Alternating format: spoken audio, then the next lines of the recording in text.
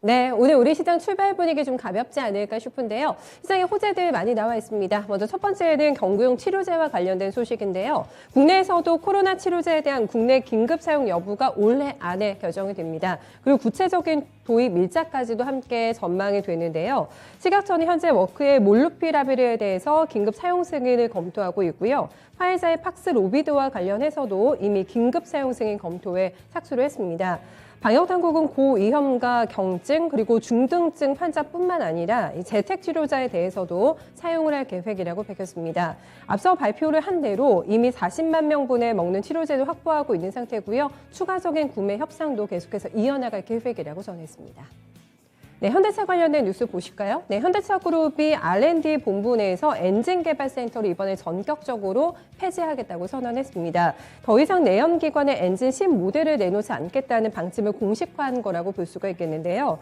파워트레인 담당을 전기차 R&D 전담 조직인 전동화 개발 담당으로 바꿨고요. 엔진 개발 센터는 이번에 아예 없앴고, 네, 파워트레인 관련 센터는 모두 전동화 관련 조직으로 이번에 바꿨습니다.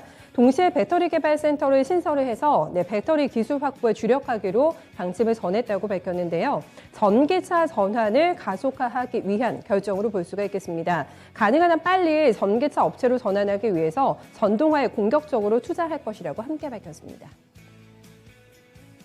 네, 삼성전기가 베트남 생산법인에 총 1억 102억 달러를 투자하기로 결정했습니다. 투자 금액은 2023년까지 단계적으로 집행이 될 예정입니다.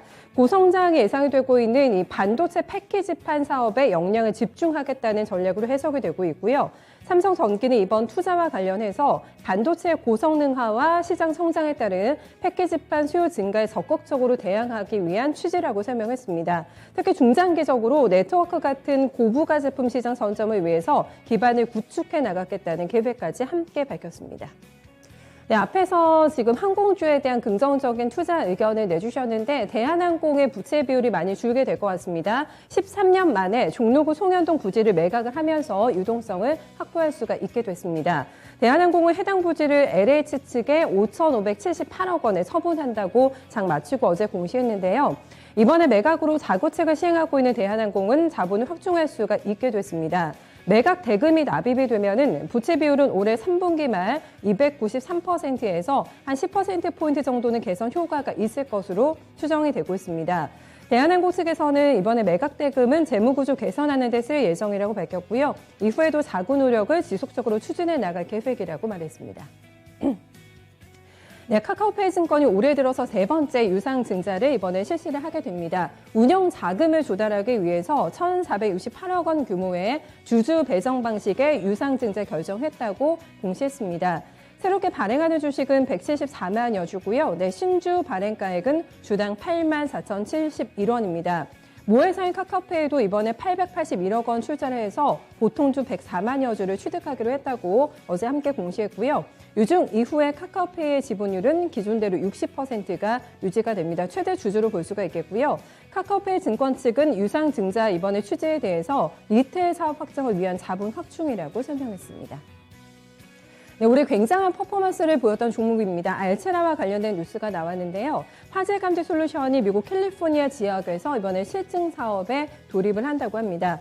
알체라는 미국 전력회사 PG&E와 산불 감지 시스템을 실증 사업 이번에 돌입한다고 밝혔고요.